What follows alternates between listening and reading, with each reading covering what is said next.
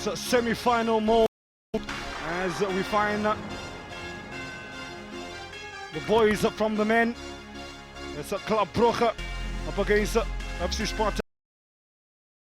Romanov, who's thrown his first ace on the table. Taking off Arsney Leveshki, the left back, and replacing him with Bogdan Senin. Club Brugge, meanwhile, have not made any changes to their starting 11. Interesting that coach Vadim Romanov decided to take off one of his fullbacks, because the word fullback we mentioned never so frequently in the first half. Both teams fullbacks have really struggled to get into the game. Perhaps a bit bigger focus on defense than attacking. We saw the one time that Justin Monazero of Club Brugge was able to get into the opposition box. He created perhaps the best chance of the first half or the game. It landed at the feet of Charles de Catalara outside the box on the left-hand side of the pitch. So yeah, what do you think the conversations would have been in the respective camps heading into the second half? It's a semi-final. There's a final at stake here. Well, the coach would have pointed, both coaches in fact would have pointed out the fact that the game is tight and the tactical application is good, and also just to urge their players to remain switched on, you know, and then just to touch on a few offensive topics, you know, that they probably spoke about before the game that could help them in getting into the opposition's danger zone and creating opportunities. I think basically that would have been the message from both camps. Right, these are the first entry. The pass, goalkeeper gonna come from the free kick. You have 3 Russian players standing right near the ball as they leave it for the teammate, and the keeper Siene Lemans had to throw himself to the ground there to ensure he stops it. And as a near post was that man Funnel Nicola. It wasn't problematic for the goalkeeper Lamens, because it was hit low, and also it lacked a bit of pace in it, and the wall broke, which is something that shouldn't happen. So the coach would have probably been mad, you know, and off his seat. If we had those 2 players just stood still, the ball would have hit one of them in the midriff, and they would have continued playing. Gabi Lamans gets the ball from Charles de Catalara, did well to swivel his body and try angle a ball to Gabi Lamans. Those 2 having a connect very frequently in this game, perhaps as a consequence of the Russian organization. Go all the way back to Siene Lamans, 15-year-old goalkeeper. Puts his defender Niels Atterkut under pressure, and Nikita Ayasov breathing down his neck.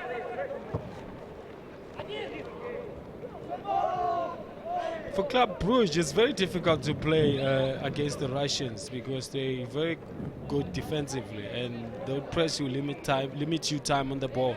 But you can see that they're a team that likes to risk the ball, you know, and play from the back. Ib Hutterkut as well to step out of defense. Ib Hutterkut, the defender, playing as if he's a number 10. Ib Hutterkut in the end just fluffed his lines. As I was saying, that's the typical example of how Club Brugge play. You know, they like playing ball on the ground and moving from the back, building it up all the way up. It is just unfortunate that that pass in the end there, you know, he fluffed it, but it would have been a great move and could have resulted a good scoring opportunities had he got that pass right. That pass right up would have been at the Club Brugge, a team dreaming.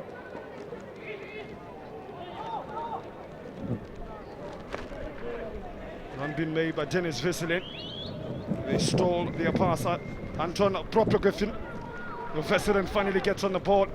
They didn't get too much action in the first half.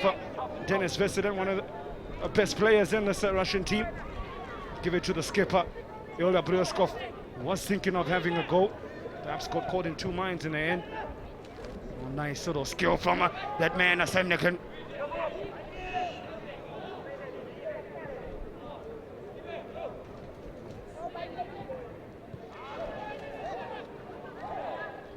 Charles Adekatelare coming deep, looking to gain possession and gain a bit of ascendancy in this game for Club Brugge.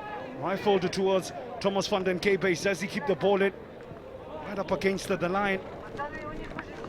Well marshaled by Anton Bobrovikin. And who pulled off for those lovely skills a bit earlier in the midfield. Bobrovikin has made life difficult for Van der Kebers because he doesn't give him space to maneuver and is always close to him. Almost as if wherever he goes, Bobrovikin also goes. His tunes. Soma against Kebi Lamans for twistlessly forced to Vanaka. Great positioning from Litnovov. He put to cut the Belgians. Perhaps just being a bit more expansive in their play. Moving further forward as a team, more than we saw throughout the whole first half put together. Oh, look at the strength of young Kebi Lamans. Gets the ball to skipper Charles Adekatelare. Loses out the Russians on the march to the pace Nikita Ayazov. It's a Jordi Dupont in Izyov. They continue that battle. And it's the last pass that has just evaded both teams. Dennis Veselin twists and turns. Does Veselin gets to where he feels most comfortable. That's in the wing to get across in. That's all he ever wants to do. Just create a yard for himself to whip in across. He's always going to find life difficult against Monezero because he's got the block, you know, and he's persistent in his defense. So you beat him and his back is right next to you. So it's always going to be difficult, and he's going to test you going forward. So it's a very, you know, it's a promising fullback, and I wouldn't be surprised to see him somewhere in one of the top leagues in future. He has been impressive. He's only 16. Turns 17 in a few days' time. Justin Monezero.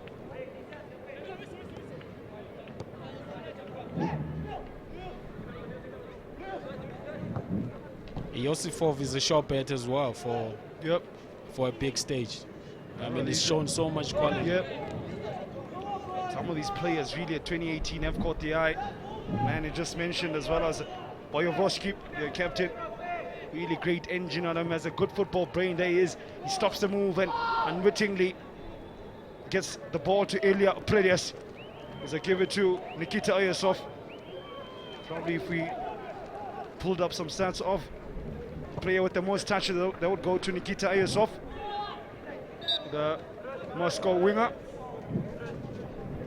I think there's a bit of a lack in understanding when he cuts in with his fellow front two, and I think that needs to be sorted out because they all seem to be running behind, whereas I feel maybe one should look to run behind and one should look to run short. Maybe he can bounce it off him, or when a defender gets dragged with the one who's coming short, then he can feed the ball inside for behind them, so for the one running behind. But I think there's a bit of a misunderstanding there between him and Fezilin and Pradesh. I think they have to talk about it and try and get that sort of understanding because it's going to help them in breaking through that stubborn Club Brugge defense. For the Russians as well, haven't been able to get too much service to their striker Ilya Pradesh. There's one goal in the tournament. What they would do for the participation of Danila Broshlyakov, who was last year's top goal scorer with 11.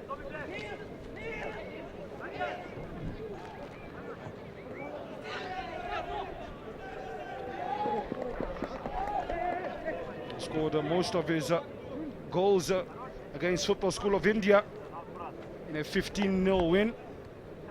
Yep, they were playing a test in that one. It was a cricket score in the end. The Wits, incidentally, scored more goals, if that's believable. Scored 20 against Football School of India. Biggest victory of future champs Gauteng 2017. 132 goals scored, majority of those being contributed by FC Spartak Moscow and Wits. Incidentally, two teams who are in the last four of the competition once again for a second year running. Well, if you participate in this competition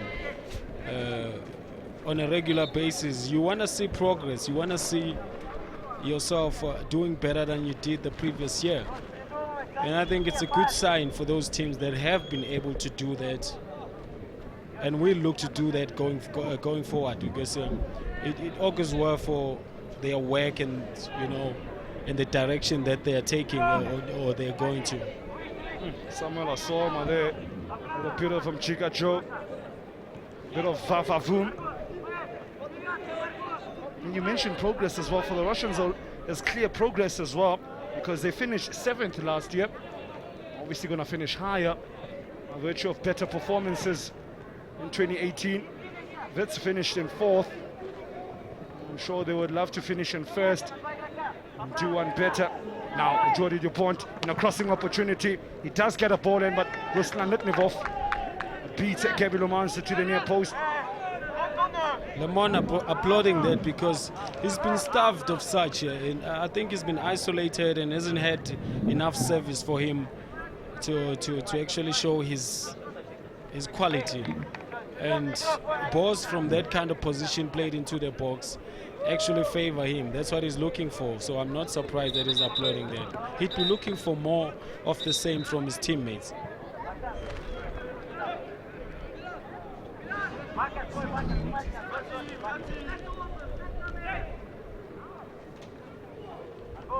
That's quite interesting. The smallest man on the team is the one who takes the long throw-ins. Milan Vanaker has to do everything. Does Milan Vanaker, the midfielder, takes corners, takes penalties, also takes long throw-ins. He seems to have a lot of power stacked in him, stacked inside him. That's the reason why he's not as tall. Now Fanden K base off, and Janta Kurvets joins the fray. Kurvets has been most often than not used as an impact sub off the bench, barring the second game where he started. We spoke about Van der Gabers being frustrated, and I think that's the reason why the coach has actually substituted him to try and give a different proposition to the Spartak Moscow right fullback. Yeah, I think the reason Van den Gabers was withdrawn, as opposed to the man who was on the screen not so long ago, Matthias de Wolf, the other of the Club Brugge wingers, is that de Wolf probably has got a bit more X factor about him than Van den Gabers, despite both of them arguably being equal in terms of defensive contribution as attacking players. Ivo took it up against Ilya Pradesh, gets a bit of a nudge from the Russian striker as Ivo took it. And an interesting entry to the competitions here. The number 4 for Club Brugge, big centre back there, is slightly just ease off. Entrance to future champs Gauteng action is on the sidelines. Decided to just come on the pitch by himself without being called. Got a yellow card, got told to get off the pitch. Came back on and gave a goal away, and almost gave another one away after that. Well, sometimes such things do happen in games, and it just goes crazy, and you can't do anything to avoid it. Well, there's the pace of Dennis Vizelen, finally with a green glass ahead of him. But look at the recovery from Justin Manazero. Puffs his cheek out as the 16-year-old left back. Pace versus pace. No. I think he dwelled on the ball too much there and allowed Manazero to recover. And he knows that he's quick and he's got the pluck, like we said earlier on. So he recovered, you know, as soon as he got behind him, looked to play that ball early into the box, you know, for Pradesh or EOS for, because they're waiting for a delivery. So now he just over elaborated on the ball and allowed the fullback to come back and make a tackle, which was great recovery from Minazero. Yeah, great recovery there's been. I was going to say, nice battles developing all across the pitch. Monazero up against Dennis Veselim, Nikita Ayosov against Jordi Dupont. In midfield, it's been an arm wrestle. Senegara, Bakaluk, Provovkin up against the Kotelara, Vanakar and Asoma. Ball gets to the byliner through Ayosov again, giving defenders all sorts of headaches, but flashed it to no one in particular. No takers. Ilya Pradesh was stationed on the edge of the box instead of gambling and making a run that as a winger would deliver some sort of decent ball there for him. Bit of a head clash for the new man. Kurvitz, welcome to the game, son. You spoke about battles all over the pitch, and they're actually exposing great qualities on both ends. From a fullback against a winger, so we're seeing qualities on both ends, from a striker and a defender, from a midfielder to a central midfielder to a central midfielder.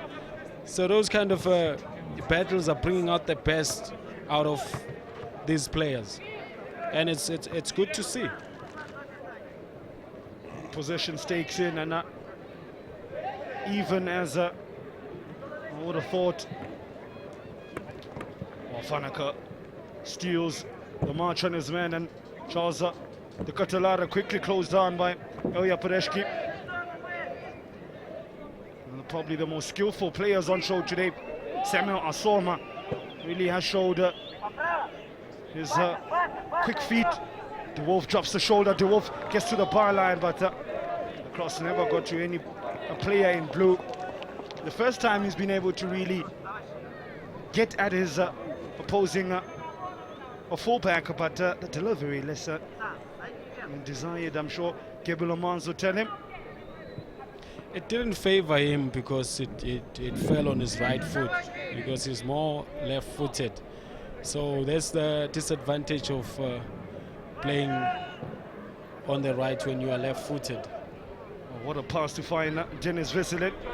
As I say, that bounce of the ball evades Russian winger. Always a wonder to see why modern-day players aren't strong with both feet, aren't ambidextrous. There's always something that really I've had many debates about. That you look at, the argument will be one of the greatest players of modern day football only needs one left foot, Lionel Messi. Where you look at Cristiano Ronaldo on the other hand, CR7, oh, he's left-footed, right-footed, header, whatever you want. Well, I think when you are one-footed, you definitely have to possess great skill and great, in fact, athletic ability, because now you're going to have to twist and turn, you know, sometimes in awkward directions and angles, and that's what Lionel Messi does. You know, he would turn you in an awkward direction where you don't think he would turn, and then he explodes. He's very explosive, and also he's very good on the ball. Like he keeps close control all the time, which makes it easy for him to evade tackles. You know, I always find it strange that the left-footed players always just seem to be a bit more stylish in their gameplay. I don't think you were too bad, yourself being a predominantly right-footed player. You had a bit of style there, buddy. Well, I'll take that as a compliment, man. Thanks, eh? You've given me 2 compliments already, man. You're dishing them out today. Appreciate it. Waiting for the money to come in my bank account. I've already paid, man. You didn't see the envelope. Come on, check your bag. Anyway, now the Russians throw Ayosov. There's a moment to think about having a shot. It does eventually get to Ayosov. In the end, though, it was too rushed. He could have composed himself. Took a few more seconds. He did have the time. That's what I was talking about earlier. You know, he's cutting in and is looking for someone to knock the ball to and collect it behind the defense, and that's what they did there together with Pradesh, and it resulted in a great scoring opportunity. It's just unfortunate that it was on the bounce and he couldn't connect with it properly. But that's the kind of stuff that they need to be doing more to be able to break through that Club Brugge defense. Good sliding tackle by Niels van der Houten. Clean win up by the 17-year-old. The center circle, laying there in pain is Gabby Lamont. Young Gabby, taking stride from a tackle.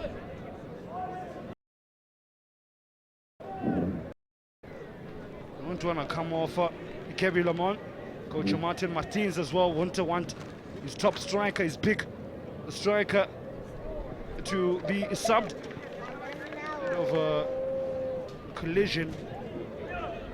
I think he should be able to continue.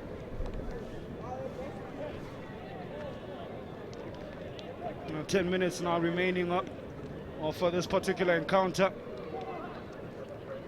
Kevin Lamont still feeling himself for there. Of course, another game after this one as well. Live on your World of Champions. Bedvers up against ADO Den Haag. It's the Dutch up against the South Africans, the clever boys in The Haag. Something must give. Lemon would want to get back into the action because I don't think he's had enough of it, and he still wants to make an impact.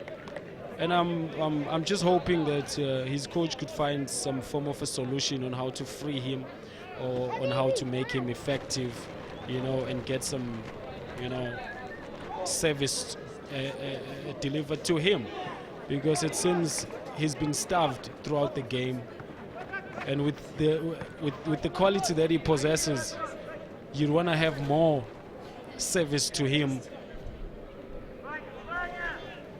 than what he's received so far.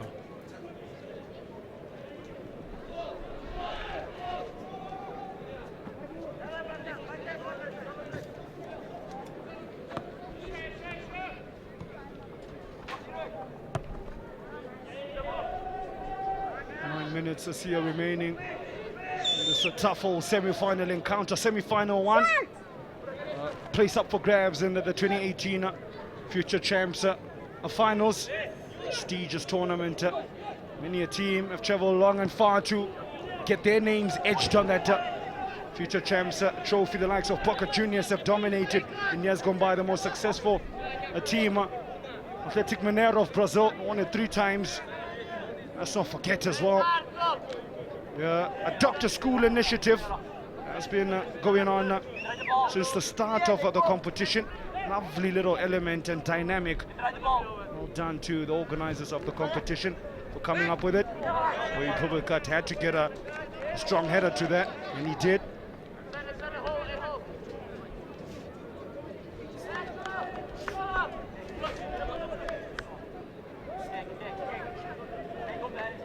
Now the big man, Nikita Morgunov, will be arguably the target for Ofano Seneglet. He clips it in. Senelaman safe as houses. Well, a ball hung like that in the air is we call it training for the goalkeeper, because no attacker will ever get to it or has a better chance of getting to it, but just the goalkeeper, you know, getting some training. Nice little Shibi from Akelvitz. He gets it back. The decent touch from Charles Tolagate. It's a that man Kalovitz. He started it on this near side. Got the ball from a big diagonal pass from Villain Varnaka. Killed the ball dead. Then proceeded to kill his opposition. And then found himself in the box as he finished off what he started. It's the Belgians who say we are heading to the finals with 7 minutes to go. What is the difference? The difference is that Kavos doesn't sit on the line. He decides to go inside and probe from inside. And he knows he's got the skill. So he beats 2 men there. A little bit of indecisive defending there from Spartak Moscow, but credit to him for finding space there, maneuvering space there, and finding himself in a position where he's just gonna toe the goalkeeper. But the difference is that, in comparison to Van der Keybex, he doesn't sit on the line. He goes inside, and that allows him to get into scoring positions, and also to ask a line of Spartak Moscow. And just off camera, the FC Spartak Moscow players attempting a bit of to catch off Siene Lemans off his line. His confirmation of the goal scorer, and the youngster Jente Kurvets coming off the bench, being sent by Martin Martins with a simple mission: go and win us the game, son. And he's come up with a moment of absolute beauty. A little shibby to allow himself to evade his attacker and then continue his run, get it back. Let's not forget the touch from Charles de Ketelaere. Really well worked goal.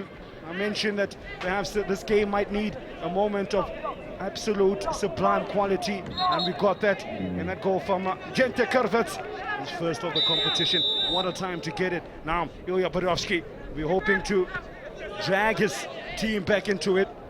They don't have much to go now. 4 minutes to ensure they at least try to bring it over to penalties. Otherwise, it's Club Brugge will make it to their first final. You see, that goal is a typical example of,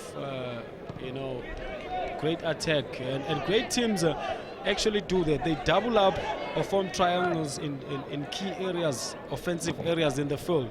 And when they step up, I think that's what gives an advantage to teams like Manchester City, where in areas, advanced areas of attack, they actually form triangles or double up, so they make it difficult for the defenders. Now looking to make life difficult for the Russians.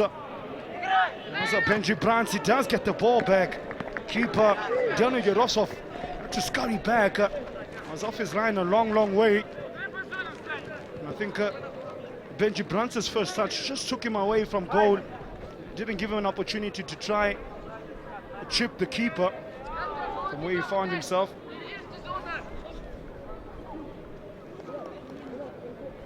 Now it's the goal scorer, Jente Kurvets, looking to turn provider. Not a delivery like that, son. Charles de Ketelaere getting up to compete for that one. Anyway will do now for Club Brugge, a team that started this competition with a loss. They looked as if they were lost at sea at the start of the competition, but slowly turned the tide and got the ship back on course. And look what they've achieved. They mentioned in the build-up, it's not how you start, it's how you finish. Oh, there was a definite foul from Benji Brands there. What's interesting about Club Brugge is that even though they've taken the lead and they can see the clock, but they still they haven't dropped, too far deep, and they still maintain their tactical discipline, which has been working for the entire game. They're not now trying to, get back and drop deep and be in the face of the goalkeeper and invite Spartak Moscow, which is something that most teams do once they get their noses in front. Now all the pressure on that man, Vadim Romanov. He has to come up with an ace and a half if he's to get his team back into this one. I say he has to come up with it because it was coach Martin Martins to introduce the youngster who just crossed that ball, Jente Kurvets, who came up with that moment of magic to get the Belgians ahead in this game. The coaches live and die by their subs. It's from such tactical inches and nuances that games are lost and won. Kurvets has really come on and a troubled, a tired looking Russian defense now. See that man Ilya Borovsky, hands on knees, sucking in the air deep. It's been a tough old slog between these two old Euros. Well, Wits has come in and made a huge difference to this team, especially in attack. And you see they're finding more spaces, they're finding more possibilities now, and they could get a second goal if they could be a bit efficient when they get into such positions. Benji Brandt's looking to bulldoze his way in, but they quickly launched the ball forward through Dennis Vesselin, who again, his touches let him down. He hasn't had the best of games that Dennis Vesselin has picked. Arguably the worst time for his team. We have his worst performance of the tournament. It's been in sublime, sizzling form, building up to the semi-final. Well, this man, Munezero, hasn't made life easy for him. I mean, he's a tough customer to deal with, and you need to be really, really good and be on your toes when you come up against him. See a look at this, Benji Brandt on a one-man wrecking show.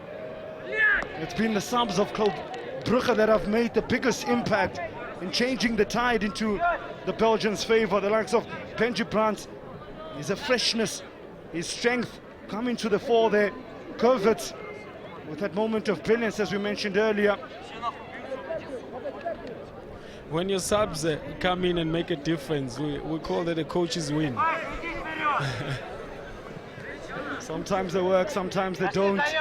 And if you lose, it's a coach's loss. Coach always under the firing line. Benji Brandt's losing. There's signs to just keep the Russians in the corner, and you see the youngster Milan Vanica showing experience, kicking the ball away just to eke out a few more seconds. So this will be irking the Russians.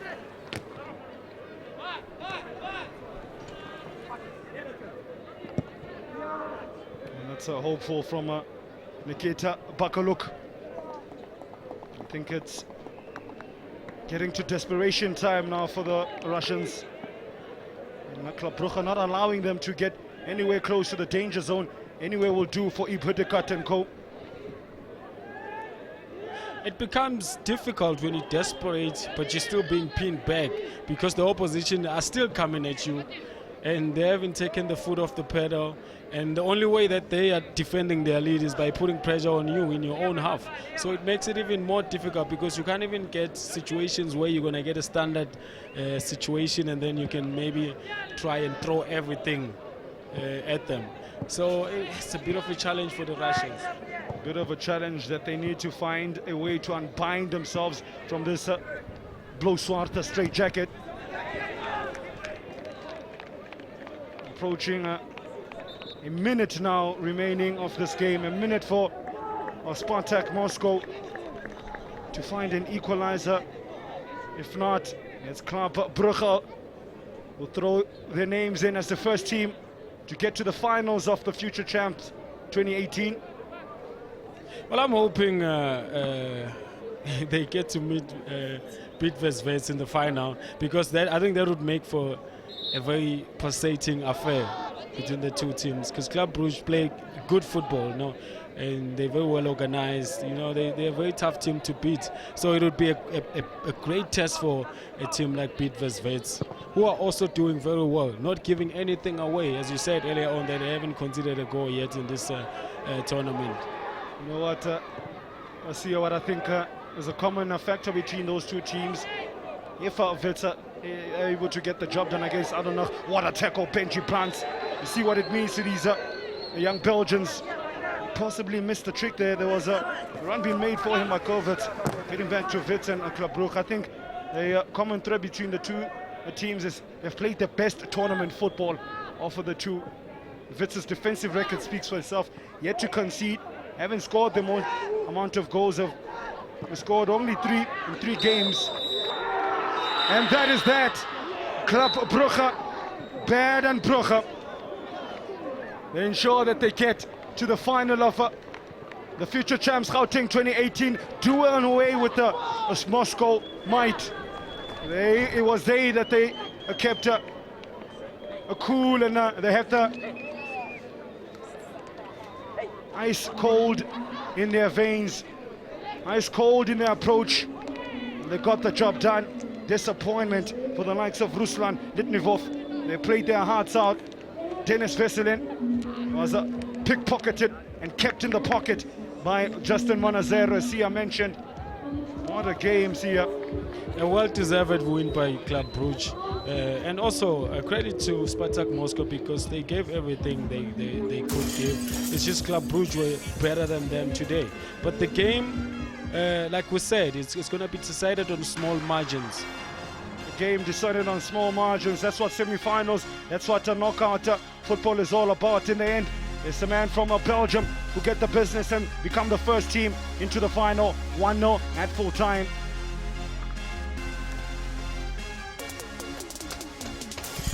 Thank you, commentary team, the super voices of SS Football, Temba Boy alongside Siyabonga Nkosi. Well, perhaps not a glut of goals in this encounter. However, it was expected, very tightly contested semi-final. It ends 1-0 to Club Brugge, and that's enough to send them through to the final. I'm joined by the coach, Martin. Coach, thank you so much for your time. Congratulations on the win. How would you sum it up?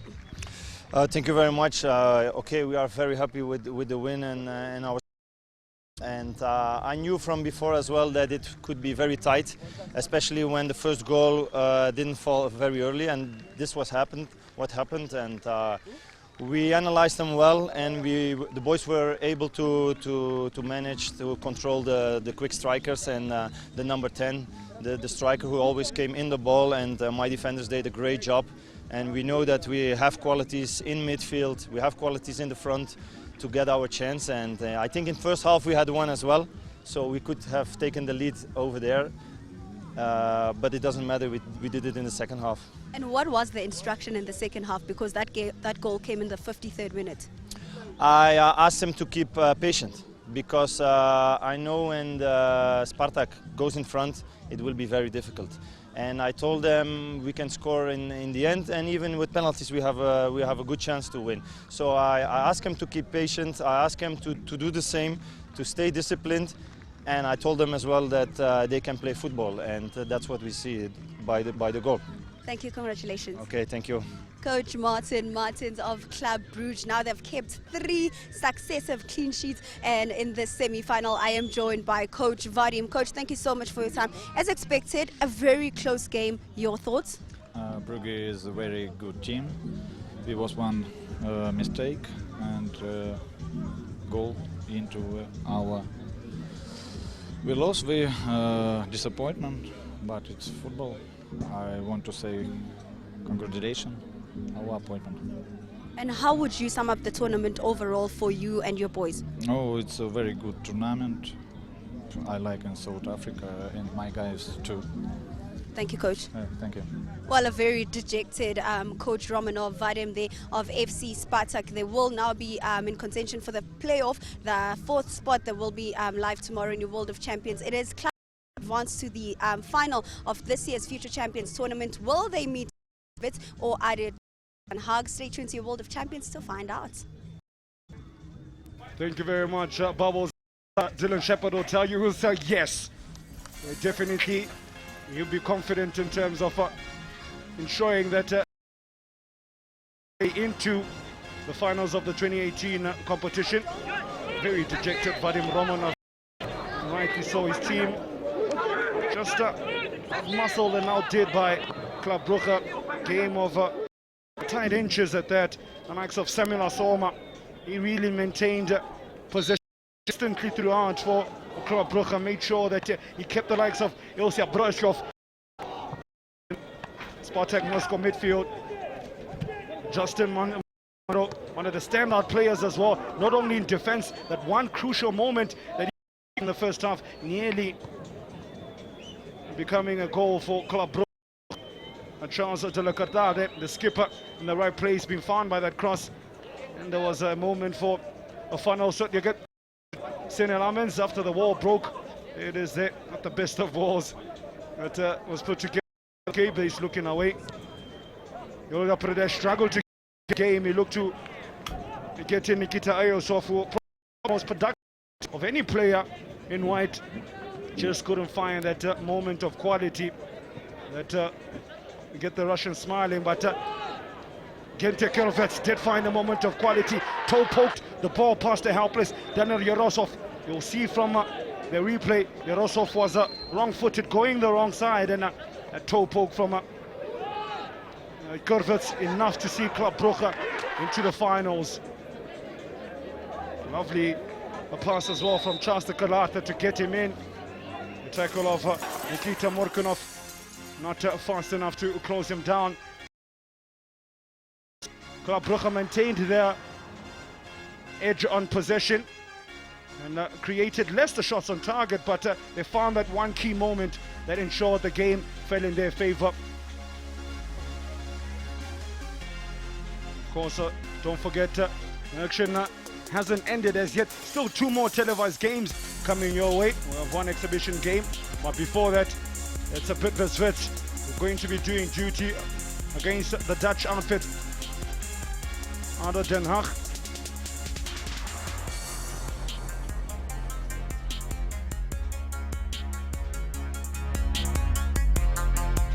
Been treated to a lovely day of football. Football, of course, been beamed all around the world. If you don't have a DSTV, you can go onto the app, or you can go on YouTube. It's been streamed live. As you see, it's a vibey all affair. You go down to Rato Pajo, who's down at pitch right. No, not as yet. We'll go back after the break to Lerato.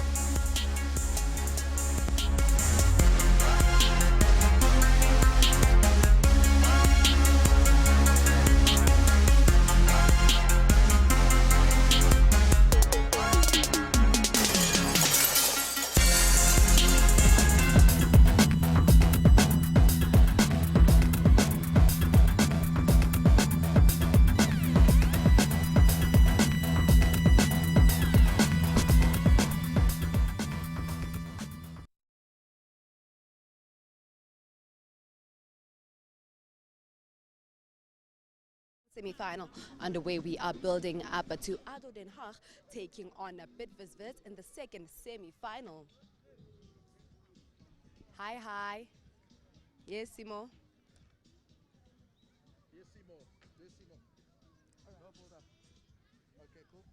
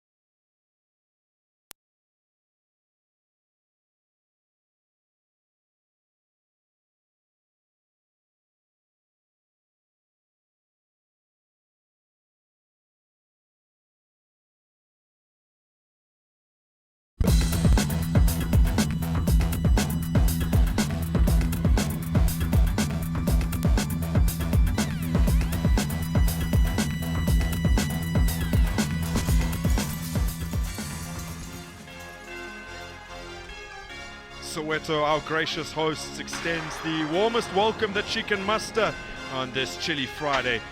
We hurtle towards the Centre's showpiece event. Well, the hopes of a nation hinge on the performance of Bidvest Wits as they with ADO Den Haag for a spot in the final of future champs Gauteng 2018 at the Nike Center in Pimville, Soweto. What a game it promises to be. It is European might versus South African muscle, looking for an outcome that is favorable for Bidvest Wits. Are the many fans in attendance, except those who are from Batugile Primary and support ADO Den Haag, at least for the week. They are waving the flags to the club as the two sides way out onto the turf under overcast skies. We say hello and welcome to all of you, whether you're watching on your World of Champions or you are watching the live stream on YouTube all the way from the Netherlands. Well, the clever boys fell at this hurdle last year, and they'll hope to banish that defeat to Atletico Madrid with victory over yet another European opponent. And speaking of series from up north, Wits have only tested games against European teams during this tournament.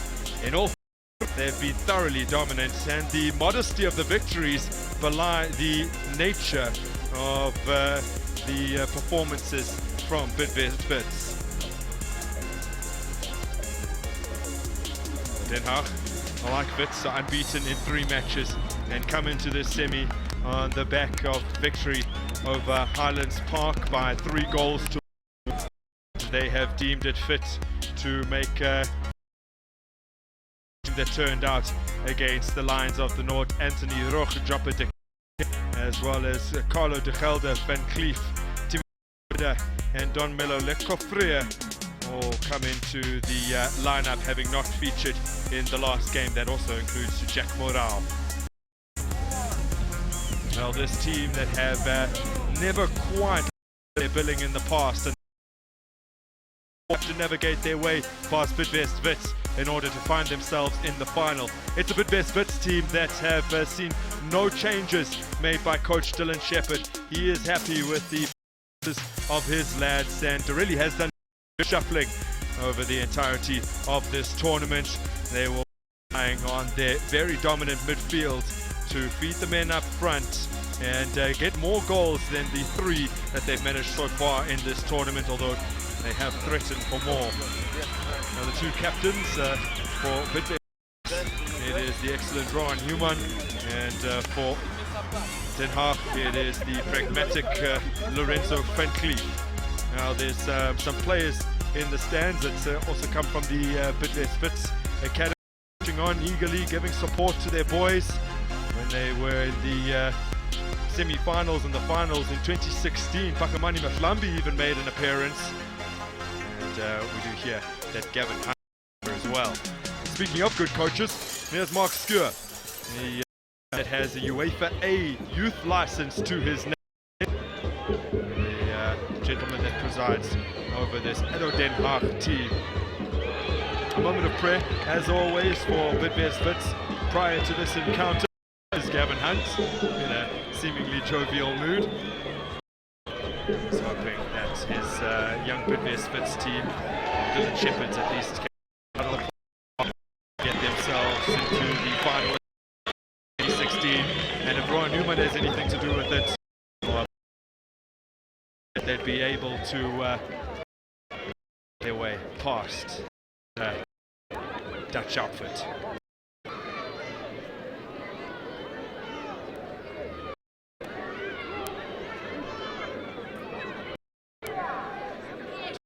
To pause and contemplate what is to come, the 60 minutes that are to come. And the whistle has blown. We are away with getting us started. Second final clash. They already know their adversaries for the final, who they will meet tomorrow, in the form of Belgium's Club Brugge. Both this will fancy themselves against a Belgium outfit. Top of September, beside me in the commentary gantry, eagerly forward to this game, hoping what, Tom? Grant, and good afternoon to our viewers. Team that has been the best in terms of South African teams in this tournament, and in the semi-finals, and both remaining for the finals, and looking forward to the skills, South African boys doing their skills, and the structure of the team. We have so much talent on the field, so I can't really say, Grant, which team is which game.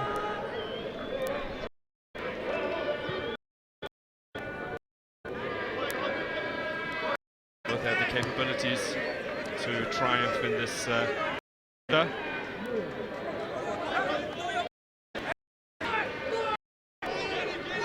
Wits though will likely be dominant, and I say that in 3 games that we've seen this, all against opposition, all in which Wits have been in the ascendancy.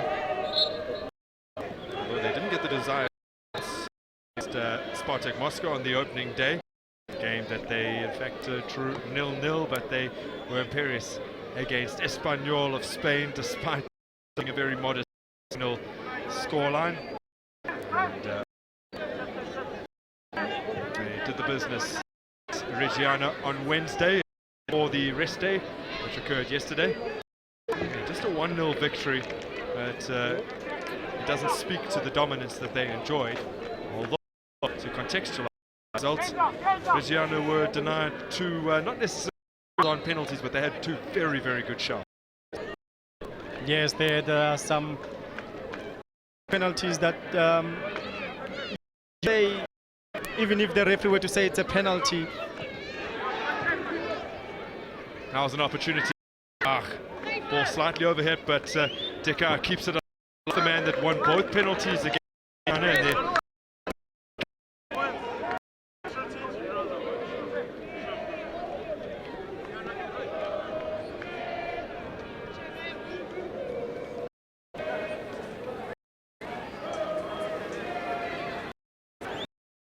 First corner to come of the game.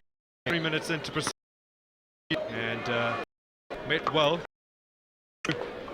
away, and it's to keeper and defense stood watching. Don Melo Lecofria is always going to be a threat. Good chance for Van Gaal. The keeper deciding to fix the. There were too many players for him, and no one for him. Almost a goal there in the opening for. This he's the opposition player, so throw in for Bidvest Wits. Out on that flank, the left-hand flank for the clever boys is where they could cause a damage. Sibanyoni will look to combine with Kanyane. Where is the fullback? Kanyane. Oh, lovely turn.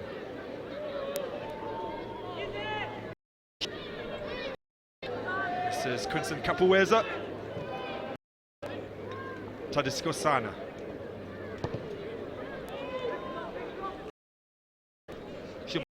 Getting a touch, and the decision goes the way of Bidvest Wits.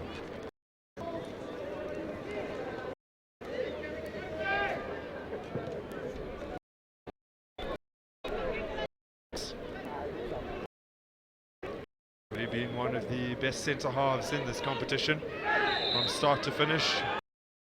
He is part of the reason why they are the only team yet to concede a goal. Yes, Kroos has been definitely a star in the back, and his wingers to go forward.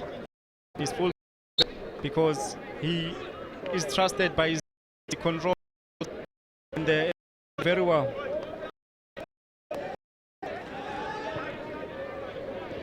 Skosana now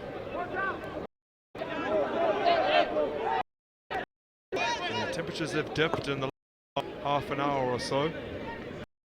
He's speaking to the Wits team. Preferred the sun to stay out. Would have favoured them. But a bit hotter this Friday mid-afternoon. Yes, lays it off.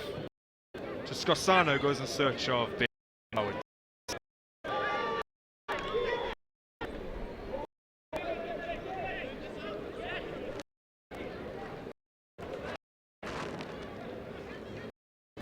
Nipping in front is Sipiuma. Just a little bit too much work to do in trying to retrieve that one. Now Jack Moore is under 17 national player for the Netherlands. Just dispensing that out towards Jesse Randers, who's playing in a left wing back position. They are employing a 3-5-2 formation. It could just as easily be called 5-3.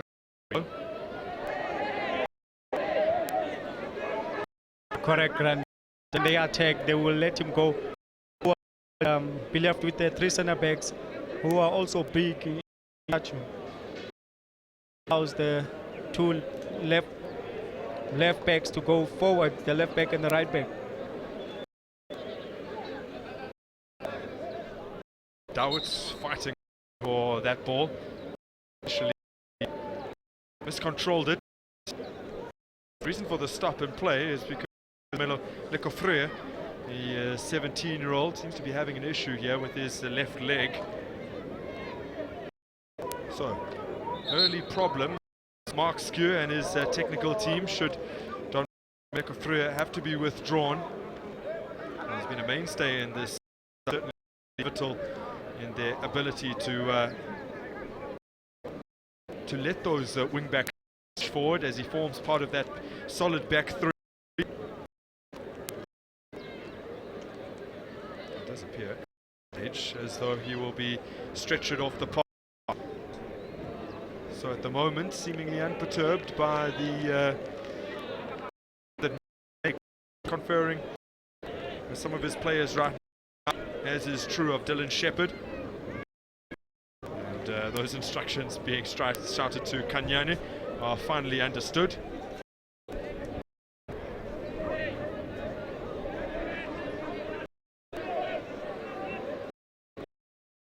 This is incredibly unfortunate for the young Suriname descent. He's one of the only that actually stays out North, or rather Rotterdam, who was a from his coach is having to withdraw him only about half an hour from The Hague.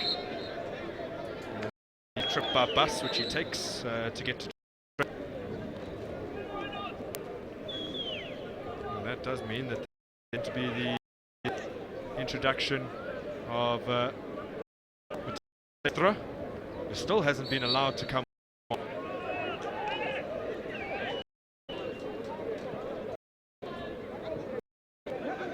This is battling away. It's with Kapueza now.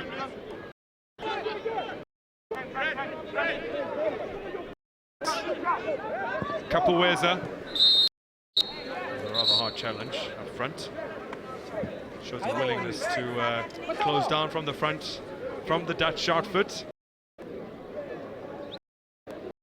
So finally an opportunity for Vestra to come back, the 17-year-old.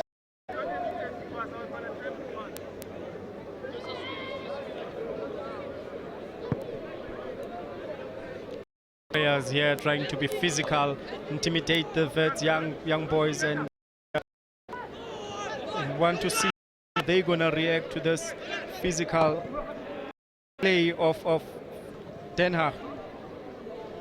Mabena expecting the ball to come through to him. Van Cleef had missed with the head. There is a cross on the Bidvest Wits outfit to match the Dutch lads.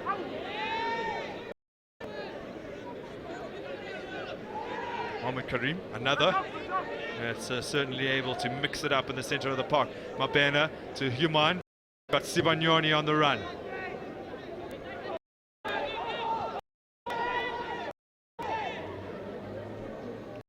Skosana challenges.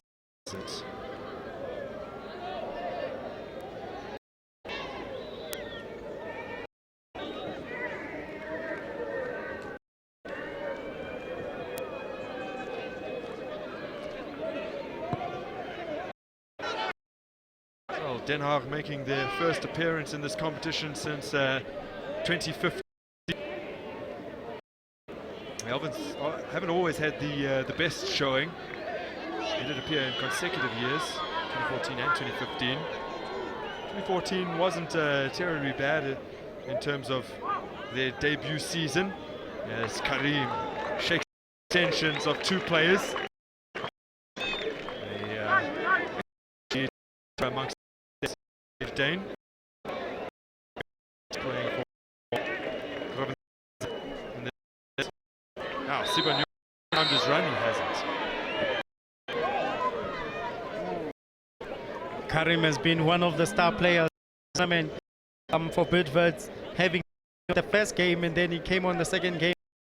He took it to take that position between him and Keith in the midfield for Wits. Quickly off his line. That ball ahead of Joppie Dekker.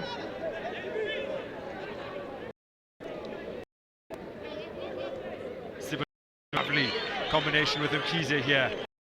Looking for Ben Malandawa, who was darting to fend into space on that left-hand side. Mkhize.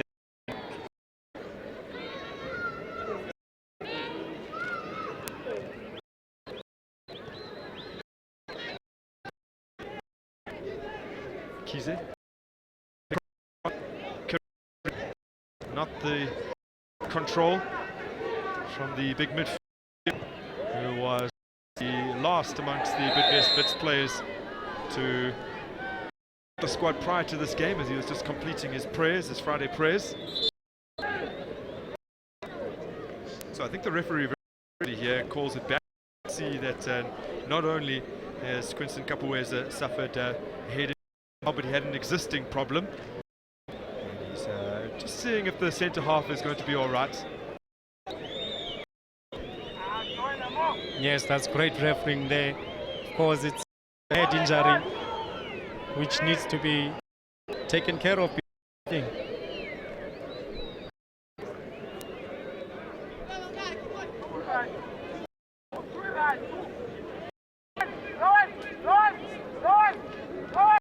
So it may be it was a foul from Quinton Kapueza.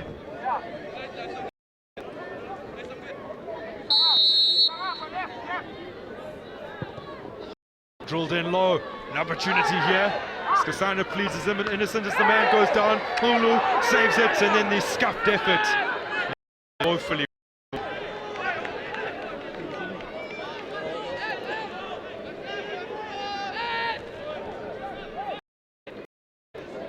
I don't really think that the Beak had a shout there.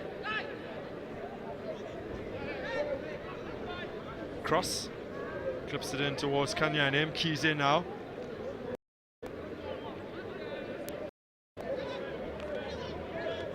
Sibanyoni. Trying to do a little too much. Karim. Dispenses it out wide. Switching the play here. Mabena will try and reel it in, and is incapable of doing so. It was a good spot for Karim. That was a great play. It's just overcooked that one. And you must remember, Mabena is the one that scored the 2 goals in their second goal, and he was a star in that game. Mabena getting those 2 goals against Espanyol. They only had courtesy of Ben Malandawitz late into the game against Reggiana. Mabena's in pretty good goal-scoring nick at the moment. Also scored in the Gauteng Cup final against Mamelodi Sundowns. The equalising goal, game in which they had to equalise twice, in fact, to end the 60 minutes at 2-2 and win the game on penalties.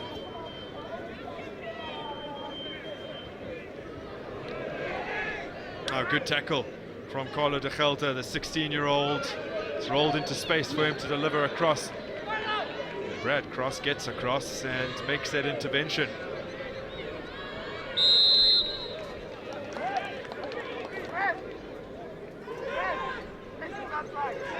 Great defending from Cross. Of course, they had a man that was open behind him.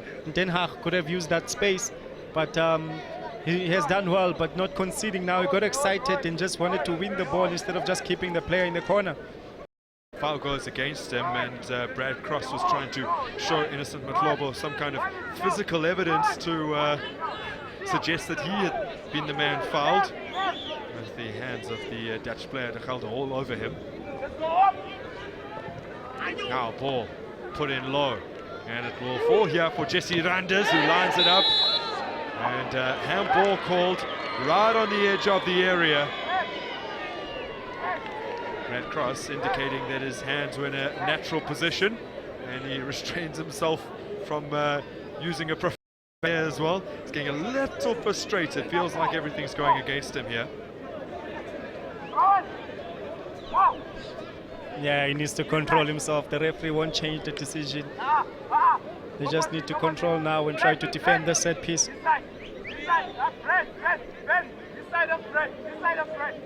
So organizing his wall is Samukela Kulu, exactly how he wants it.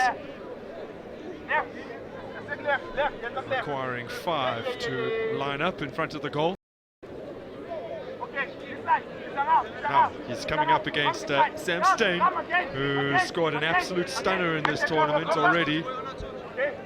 A man who has bags of ability from this kind of range against arguably the best shot stopper in the tournament so far, who will come out trumps.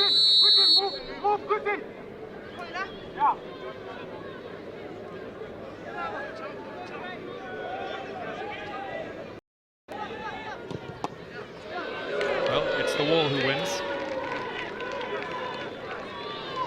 But the pressure mounts on Wits.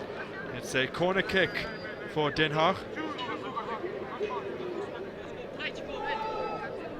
The wall did his job for Kulu there.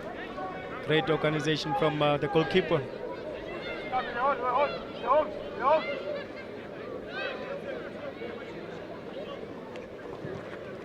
Now lofted in. Ulu gets it away.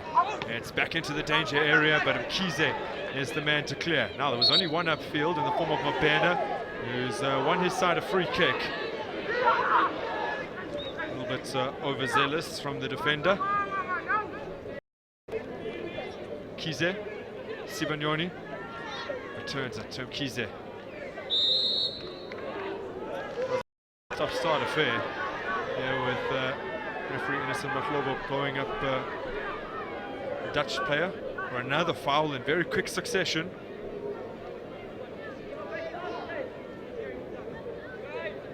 And I'm not sure who the tempo favors at the moment. It's certainly breaking up Wits' fluidity.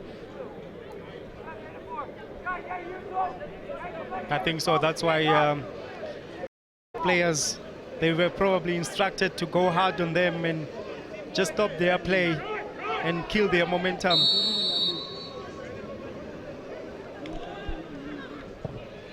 Now ball towards goal. Jack Morau has no trouble with that. He's a youth international, of course. Rugh gets his head on the ball. Can't direct it towards Sam Steyn, the 16-year-old. His father, in fact, used to play for this very club and coached them later, ADO Den Haag. And actually scored in the Residency Cup against Barcelona way back in the day. His father, Maurice Steyn, now in fact the coach of VVV Venlo rather.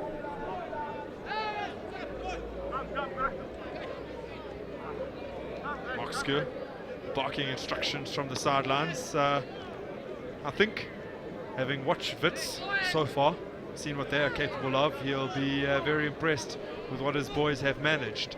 Wits, up until this point, haven't really asserted their authority in this game, and it's something they've been capable of doing in all 3 previous fixtures. Now Capoeira has to scramble back, gets his head to it. Didn't hear the shouts from the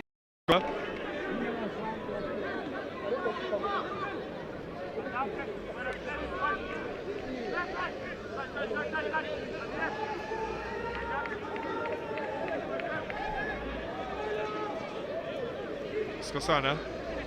It's given Kareem a lot to do, but Kareem is excellent at winning the ball like that. Morao hoists it upfield and offside called against Joppy Dekker. I would like to see more of the wide play for Wits, using Sibanyoni on the left and Mabena on the right, just to open this back five of Den Haag and see how do they react to the wide play, that because it bring one-on-one as well on the side.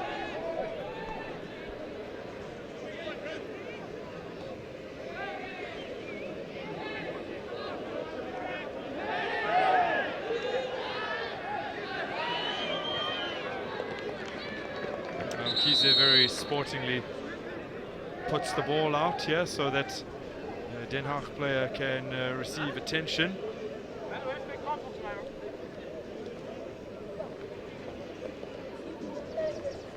Looks as though it may be Dante Rothoff, and that's another member of the three-man defense that Mark Skur employed at the beginning of the game. So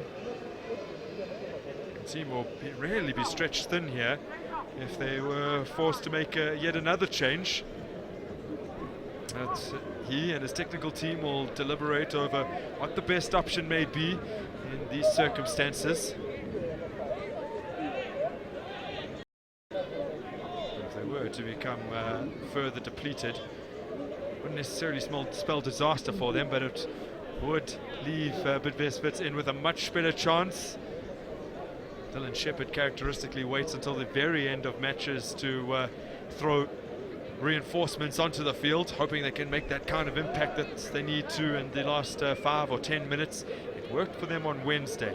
He put Leo Mert, who's on the bench, into the mix, and he was instrumental in the creation of the goal for Ben Willem Dawits.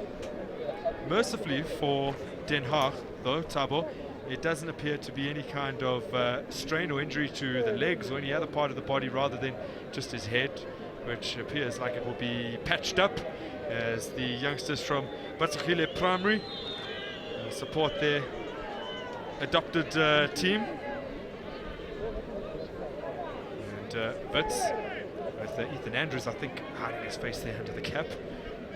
And as some very important men. Talking about some kind of tactics there with Glenn Salmon. Glenn Salmon there and Jose Pereira just discussing some tactics about the wind.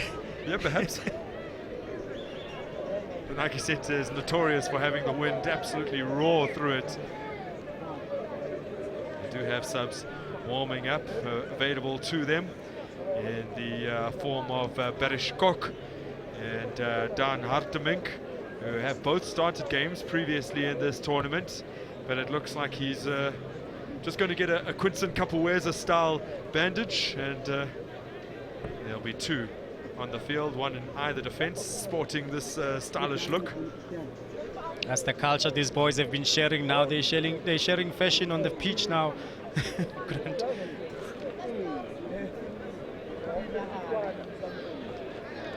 We want him to continue.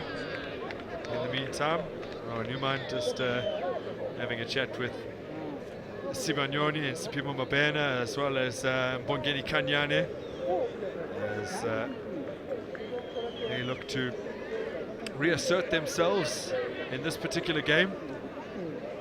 Don Melo Lecofrea will be desperately disappointed that he had to be withdrawn so early on. There he was sitting in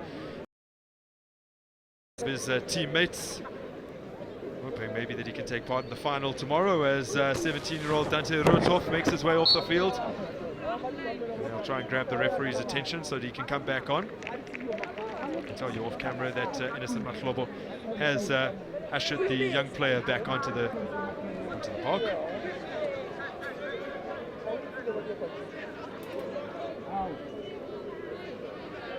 Kize, Capoeira.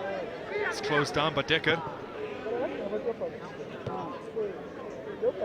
Well, these Dutch lads are conditioned to put in a hard shift on Thursdays. It's one of their primary training days. As Karim grabs the ball, almost lost it, but he ever so rarely does. Here he is again. Wits turns it on towards Sibanyoni, who had straight offside. So as I was saying, Thursdays for Den Haag. The big training days, along with Tuesdays, where the boys make their way to the training complex and have an afternoon and an evening session. They eat at the club in between those two sessions. They only have a single training session on Mondays, as well as Fridays. Wednesday is their rest day. Or rather, it is Friday today, so they're used to just having one session. It's tricky to keep track of the days of the week. Yesterday was a rest day for these boys, the Thursday. A cultural day as well, where they took part in some activities as well as enjoying the Lion Park.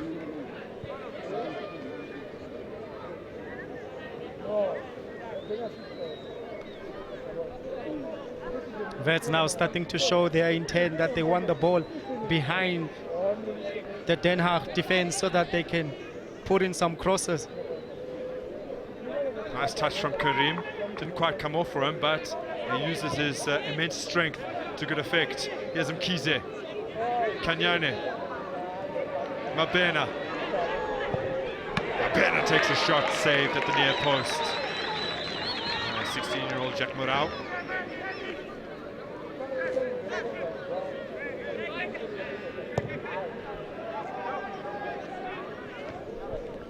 That was a great build-up again from Wits, and a great shot as well. Made the keeper make herself, Mabena. We know how good it is when it comes to putting balls on target, and that was one of his, with his left foot on top of that. Cross misses with the header. Now an opportunity. This is Steyn tearing through. And Cross, having made the initial mistake, recovers brilliantly. Now Kanyane. Mabena. Kanyane. Still he goes on. Finds Rowan Human here. And it was Human who was initially offside. The first official, Oscar Totsetsi, took an age to make that decision.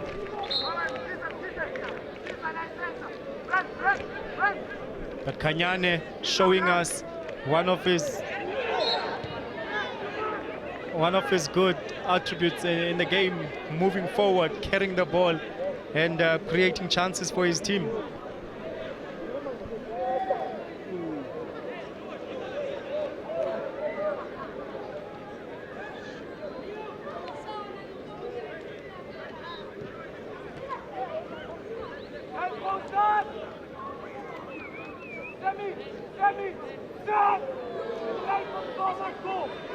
So a free kick for Wits here.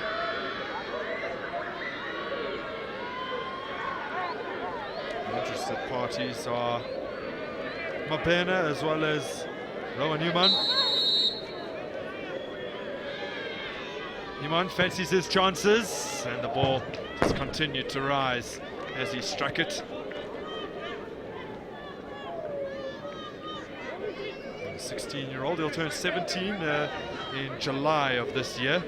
A man who hails from Westbury, which has produced some good players in the recent past.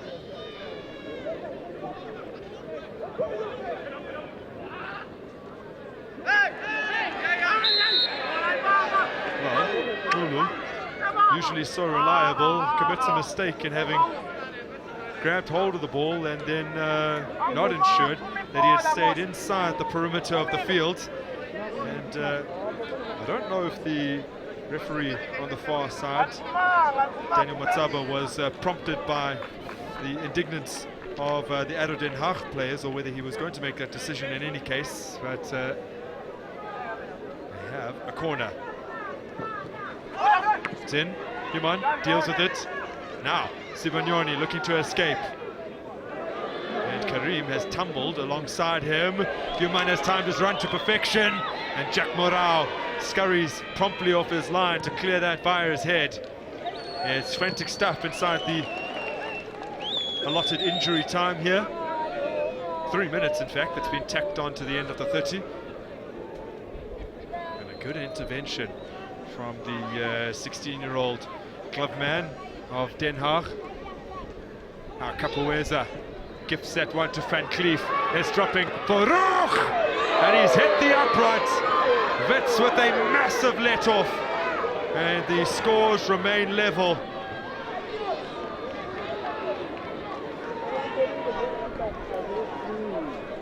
Anthony Roeg there getting a great opportunity. He took his time, just the upright denying him, and Kulu was beaten, but it's still 0-0. Wits will consider themselves very. 17-year-old was incapable of hitting the target there. Back with live action, and Karim's ball towards Sibagnoni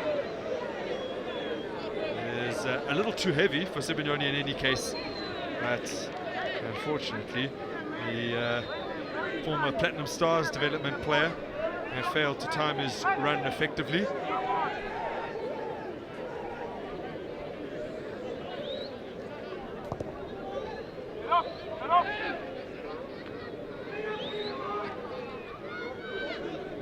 Kapueza. Oh, lovely from Human. Now there's a chance for Mabena here. Well, he has the pace, but I think he maybe encountered a moment of indecision because he let Dante Rotov recover, and you would have expected him to steam towards goal. Here's Human again. Still he goes on and wins the free kick. His opponent is going to get a yellow card for that. The young Carlo de Gelder, according to his father, who's in attendance today. He has the heart of a lion on the pitch, sometimes perhaps like this to his detriment.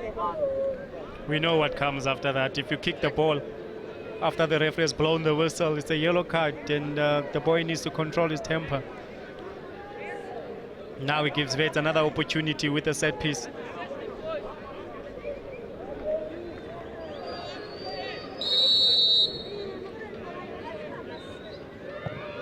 It's Mabena this time.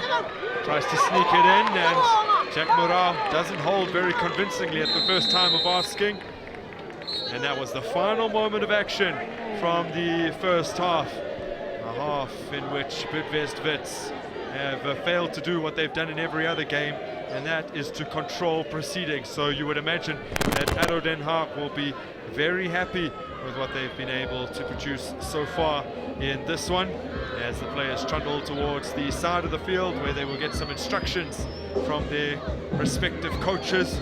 But right now this semi-final is so evenly poised, with ADO Den Haag and Bidvest Wits deadlocked at 0-0 going into the break.